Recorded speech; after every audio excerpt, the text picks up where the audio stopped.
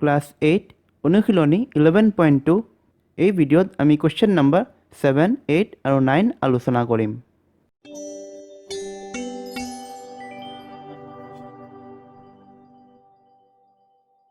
7 number দিছে 5 centimetre বাহু দৈৰ্ঘ্যৰ তিনিটা ঘনক দীঘে দীঘে লগোৱা হৈছে।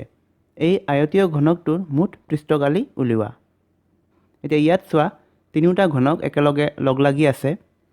5 চেণ্টিমিটাৰ বাহু দৈৰ্ঘ্যৰ ঘনক বুলি কৈছে, গতিকে লেন্থ হ'ব 5 চেণ্টিমিটাৰ, ব্ৰেথ 5 চেণ্টিমিটাৰ আৰু হাইট 5 চেণ্টিমিটাৰ।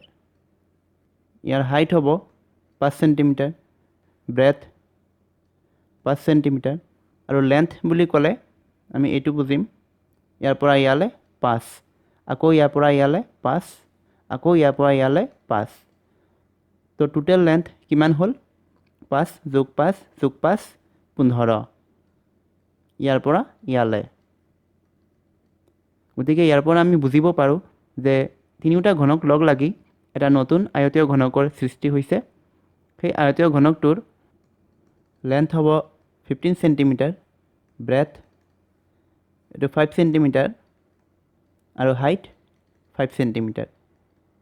গতিকে এই আয়তীয় ঘনকটোৰ আমি পৃষ্ঠকালি নিৰ্ণয় কৰিব লাগে। আমি লিখিম তিনিটা ঘনক দীঘে দীঘে লগ লগোৱাৰ ফলত এটা নতুন আয়তীয় ঘনকৰ সৃষ্টি হৈছে। তিনিটা ঘনক দীঘে দীঘে লগ লগোৱাৰ ফলত এটা নতুন আয়তীয় ঘনকৰ সৃষ্টি হৈছে। এতেকে নতুন আয়তীয় ঘনকৰ দিঘ এইটো লেন্থ 5 যোগ 5 যোগ 5 15 চেণ্টিমিটাৰ। প্ৰস্থ এইটো ব্ৰেথ আগৰ দৰে আছে 5 চেণ্টিমিটাৰ আৰু উচ্চতা হাইট এইটোও আগৰ দৰে আছে 5 চেণ্টিমিটাৰ। এতেকে আয়তীয় ঘনকৰ মুঠ পৃষ্ঠকালি, ইয়াৰ ফৰ্মুলা হ'ল এইটো। তোমালোকৰ কিতাপৰ পেজ নম্বৰ 191ত এইটো দিয়া আছে। আয়তীয় ঘনকৰ মুঠ পৃষ্ঠকালি 2 × LB + BH + LH। এই অংকত আমি এই ফৰ্মুলাটো ইউজত আনিম।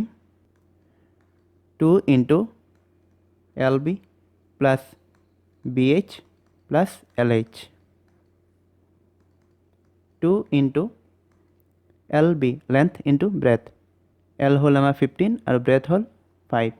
15 × 5 + BH 5 × 5 + LH। L হ'ল 15, H হ'ল 5।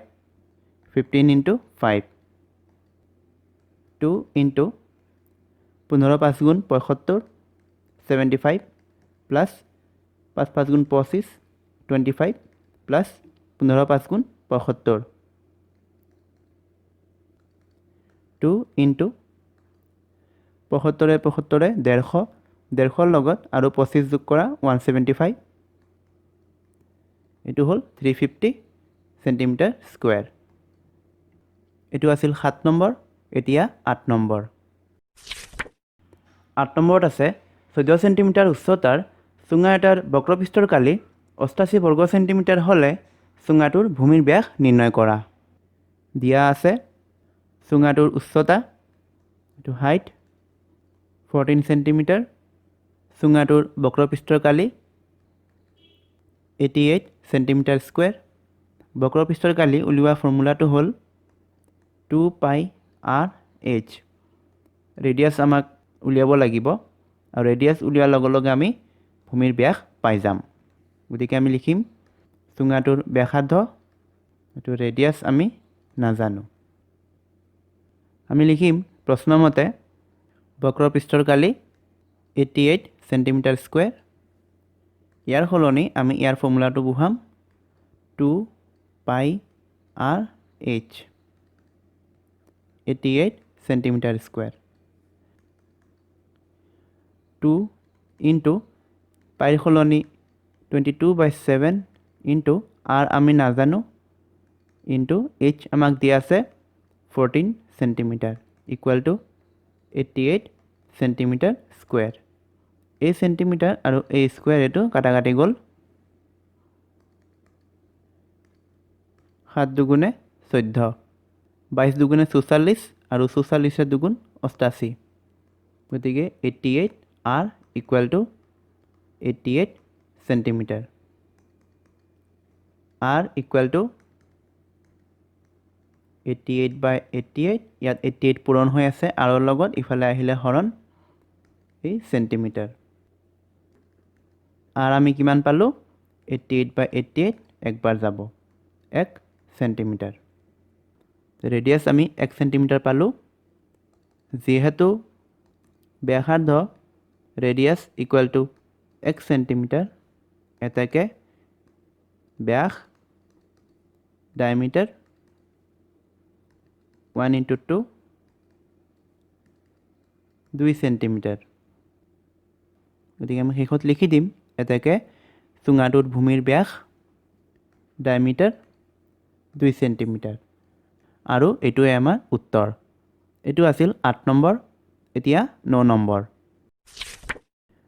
9 নম্বৰত আছে এটা মন্দিৰত 25টা লম্ববৃত্তাকাৰ খুঁটা আছে তাৰমানে খুঁটাবিলাক এই টাইপৰ কৈছে এনেকুৱা খুঁটা 25টা আছে আৰু প্ৰতিটো খুঁটাৰ ব্যাসাৰ্ধ 28 সেন্টিমিটাৰ আৰু উচ্চতা 4 মিটাৰ সেন্টিমিটাৰ আৰু 4 মিটাৰ এটো মন কৰিবা প্ৰতি বৰ্গ মিটাৰত 8 টকা হাৰে খুঁটাকেইটাৰ বক্ৰপৃষ্ঠত ৰং কৰিবলৈ কিমান টকা খৰচ পৰিব এতিয়া বৰ্গ মিটাৰত খৰচ দিছে গতিকে আমি কি কৰিম এই সেন্টিমিটাৰক মিটাৰত কনভাৰ্ট কৰিম যদি ইয়াত বৰ্গ সেন্টিমিটাৰ দিলেহেঁতেন তেন্তে আমি এই মিটাৰক সেন্টিমিটাৰলৈ কনভাৰ্ট কৰিলো হয় এতিয়া আমি লিখিম আমাক কি দিয়া আছে খুঁটাৰ ব্যাসাৰ্ধ ৰেডিয়াস হ'ল 28 সেন্টিমিটাৰ সেন্টিমিটাৰক মিটাৰত যদি নিব লাগে তেন্তে আমি 100 দি হৰণ কৰোঁ